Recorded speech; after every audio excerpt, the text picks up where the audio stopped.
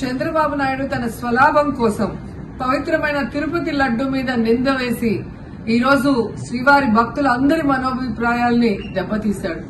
So మళ్లీ ఆ భక్తుల మనోభిప్రాయాల్ని పునరుద్ధరించాలని, దానికి సుప్రీంకోర్టు కలుగజేసుకుని ఇది విచారించి నిజానిజాలు తెలపాలని మొదటి నుంచి మేము కోరుకుంటూనే ఉన్నాం. ఈరోజు సుప్రీంకోర్టు ఈ కేసుని స్వీకరించడం జరిగింది. ఈ కేసులో సుప్రీంకోర్టు కనుక కరెక్ట్ గా విచారిస్తే చంద్రబాబు నాయుడు అనుకో చేసిన అబద్దాలు ఖచ్చితంగా బయటకు వస్తాయి.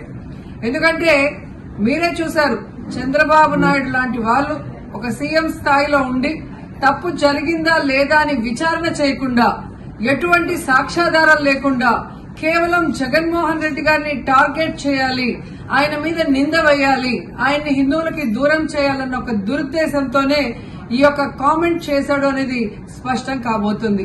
ఎందుకంటే ఈరోజు సుప్రీంకోర్టు ఈ కేసు తీసుకునేంత వరకు, ఆ డేట్ అనౌన్స్ చేసేంత వరకు సిట్ వేయనే లేదు. అంటే ఉన్నత స్థాయి విచారణ ఎక్కొట్టాలి, ఉన్నత స్థాయి విచారణ జరిగితే తాను చెప్పిన అబద్దం బయటపడుతుందన్న భయంతో సిట్ ని హడావిడిగా ఏర్పాటు చేయడం మనం అందరం కూడా గమనించాలి. మొదటి నుంచి మాకు సిట్ మీద ఎందుకు నమ్మకం లేదు అంటే, తన పరిధిలో ఉన్న సిట్ ని చంద్రబాబు నాయుడు వేస్తే ఆల్రెడీ తను ఒక జడ్జిమెంట్ ఇచ్చేశాడు కాబట్టి దానికి లోబడే అధికారులు అబద్దాలు మాట్లాడతారు, నిజాలు చెప్పరు. ఎందుకంటే ఈరోజు సిట్ లో వేసిన అధికారి అడిషనల్ డీజీ, ఆయన కన్నా పెద్ద ర్యాంక్ లో ఉన్న టీటీడీ ఈఓ, ఐఏఎస్ ఆఫీసరు మొదట మాట్లాడిన స్టేట్మెంట్ కి చంద్రబాబు నాయుడు గారు అబద్దం చెప్పిన స్టేట్మెంట్ తర్వాత మాట్లాడిన దానికి తేడా చూస్తేనే ఈ సిట్ అనేది సిట్ అండ్ స్టాండ్ కి తప్ప దేనికి పనికిరాదనేది అర్థమైంది.